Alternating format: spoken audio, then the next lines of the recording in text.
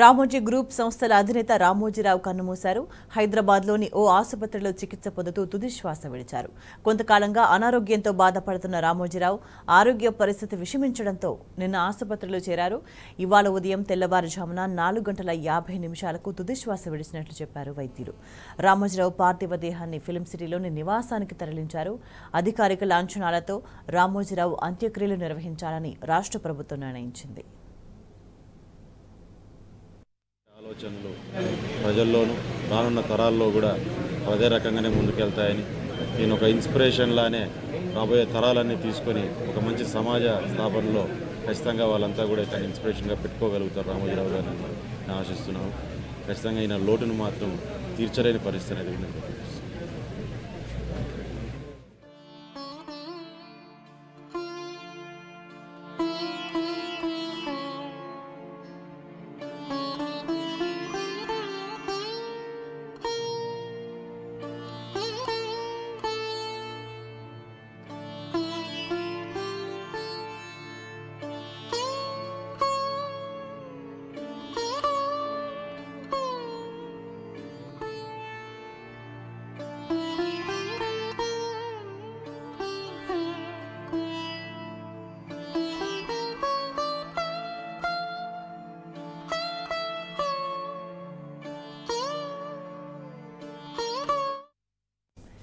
రామోజీరావు అసలు పేరు చెరుకూరి రామయ్య.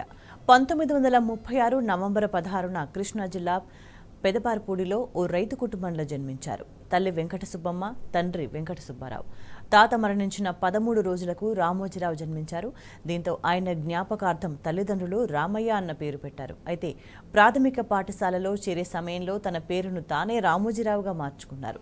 గుడివాడలో బీఎస్సీ వరకు చదివిన ఆయన 1961 ఆగస్టు 19న పెనమలూరుకు చెందిన రమాదేవిని వివాహం చేసుకున్నారు. రామోజీ దంపతులకు సుమన్, కిరణ్ అనే ఇద్దరు సంతానం. రైతు బిడ్డగా జీవితాన్ని ప్రారంభించిన రామోజీరావు వ్యాపారవేత్తగా, ఆ మీడియా సంస్థల అధినేతగా రాణించారు. 1960లో ఢిల్లీలోని అడ్వర్టైజింగ్ కంపెనీలో పనిచేసిన ఆయన 1962లో హైదరాబాద్కు తిరిగొచ్చి మార్గదర్శి చిట్ ఫండ్స్ను స్థాపించారు. 1965లో కిరణ్ యాడ్స్ అనే అడ్వర్టైజింగ్ ఏజెన్సీ ప్రారంభించారు. 1967 నుంచి 69 మధ్య కాలంలో ఖమ్మం ప్రాంతంలో వసుంధర ఫర్టిలైజర్స్ పేరిట ఎరువుల వ్యాపారం చేశారు. 1969లో అన్నదాత వ్యవసాయ పత్రికను మొదలుపెట్టారు.